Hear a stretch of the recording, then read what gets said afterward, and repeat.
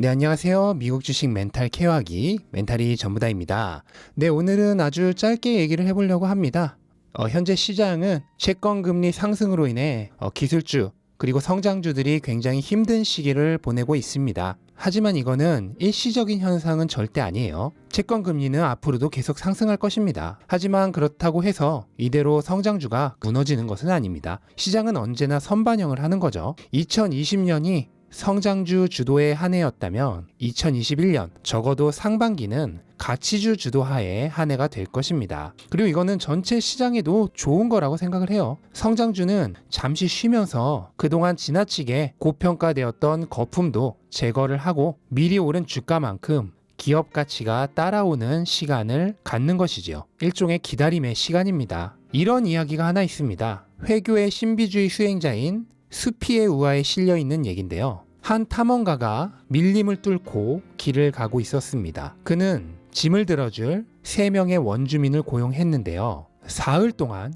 휴식도 취하지 못한 채 계속해서 급하게 밀림을 뚫고 앞으로 오로지 전진만을 계속했습니다. 그런데 사흘째 되던 날 원주민 짐꾼들이 자리에 턱 하고 주저앉아 더 이상 움직이려 하지 않았습니다. 탐험가는 엄청 화를 내며 예정된 시간까지 목적지에 꼭 도착해야 한다며 원주민들을 재촉했습니다. 하지만 이 원주민들은 조금도 움직이지 않았습니다. 지친 탐험가는 원주민 한 사람을 붙잡고 이유를 물어봤습니다. 아니, 지금껏 잘 오다가 왜 갑자기 주저앉아 움직이지 않는 겁니까? 그랬더니 그 원주민이 말했습니다. 우리는 이곳까지 제대로 쉬지도 못하고 서둘러 왔습니다. 우리는 영원히 우리를 따라올 시간을 주기 위해 이곳에서 기다려야 합니다. 너무 서둘러 오느라 영원히 따라올 시간을 주지 못했다는 거죠. 이거는 주식에서도 마찬가지입니다. 현재 성장주들은 기업 가치 대비 주가가 너무 서둘러서 올라와 있었습니다. 그래서 잠시 기다리며 영원이라고 할 수 있는 기업 가치가 따라올 시간을 갖고 있는 것입니다. 주가는 언제나 기업 가치를 앞서거니 뒤서거니 하면서 따라옵니다. 작년 한 해 동안 성장주들은 대부분 주가가 너무 앞서 나갔던 것이죠.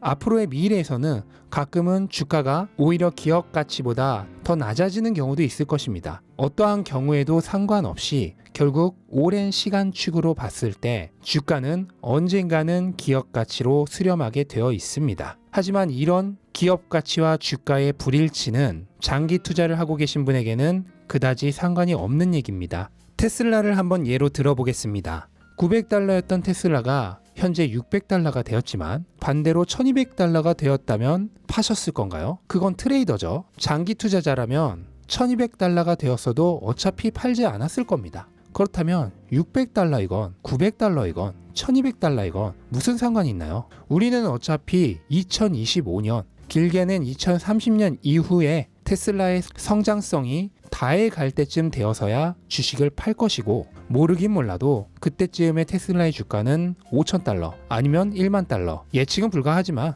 어쨌든 테슬라의 성장성이 다해 갈 때쯤에나 주식을 팔 겁니다. 여러분이 테슬라가 아닌 다른 성장주들을 가지고 계셨다고 하더라도 아마 이번에 대부분 다 비슷한 상황을 겪으셨을 겁니다. 하지만 어느 주식을 갖고 있던 마찬가지입니다. 지금의 주가는 그저 기업 가치보다 가끔은 더 위에서 가끔은 더 아래서 그렇게 위아래로 흔들리는 눈속임에 불과할 뿐입니다. 이 눈속임에 나의 멘탈이 흔들릴 이유가 전혀 없는 것이죠. 하지만 이런 얘기를 하시는 분도 계실 겁니다. 순환매가 일어난다고 하는데 그러면 잠깐 가치주로 갔다가 다시 돌아오면 되지 않을까요?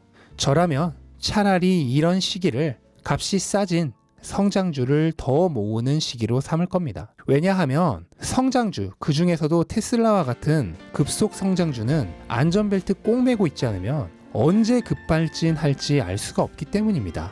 그 시기를 예측할 수만 있다면 저도 잠깐 가치주에 가서 돈을 벌다 오겠죠. 하지만 재출발 시기를 도저히 알 수 없고 재출발이 시작하면 탈 시간을 주지 않을 만큼 급하게 출발하기 때문에 차라리 성장주를 모으는 시간으로 삼으라는 겁니다. 또한 그렇게 내가 애써 구축했던 포지션을 포기하고 다른 주식에 갔다 온다면 나의 포지션이 사라졌기 때문에 애써 벌어두었던 심리적 안전마진도 모두 사라집니다. 그렇기 때문에 저는 이런 방식의 철새식 투자를 별로 추천드리지 않는 거예요. 작년 9월에도 똑같은 경우가 있었습니다. 성장주들이 제대로 힘을 못 쓸 때 가치주들이 일시적으로 인기가 있었죠. 하지만 그 후로 제때 못 돌아온 사람들은 다시 시작한 성장주의 랠리에 타지 못했습니다. 물론 이번에는 운이 좋게 다시 돌아올 기회를 주었지만 시장이 언제나 기회를 주는 건 아닙니다. 영원히 기회가 없는 경우도 많았어요.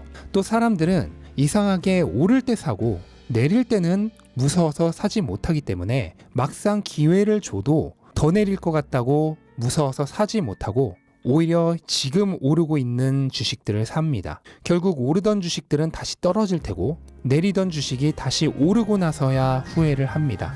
이번에도 똑같은 일이 일어날 겁니다. 왜인지는 더 이상 말씀드리지 않아도 아시겠죠?